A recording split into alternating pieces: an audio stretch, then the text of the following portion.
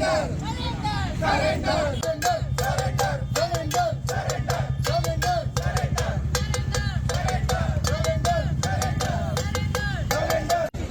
चाय P low, भैया चाय पी लो।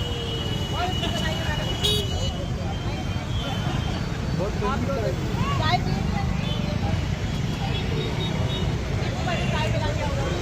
में इस देश में एक नारा गूंजा कि बहुत हुई महंगाई की मार, अब की बार मोदी सरकार।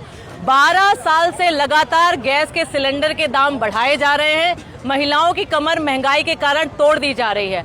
आप सब ने देखा महंगाई कम होने का नाम नहीं ले रही। आज हमारे देश के पेट्रोलियम मंत्री 4 दिन पहले कहते हैं जो एफटीन के यार हैं कि देश में आपूर्ति पूरी है, लेकिन 2 दिन बाद ही इन्होंने सिलेंडर के दाम 60 रुपए बढ़ा दिए।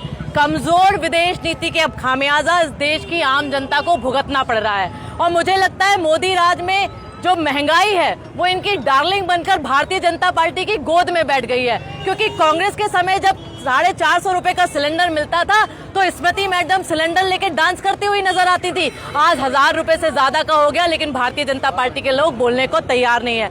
मुझे तो एक कारण नजर आता है कि देश के प्रधानमंत्री ने भारतीय जनता पार्टी के लोगों को नाले से गैस निकालने की प्रक्रिया ट्रेनिंग दे रखी है, इसलिए लगातार बढ़ते हुए सिलेंडर के दाम इनको दिखाई नहीं देते। आज पूरे देश में महिलाएं भी दुखी हैं और जिनके जेब से हम पैसे लेके सिलेंडर भरवाते हैं वो पुरुष भी दुखी हैं।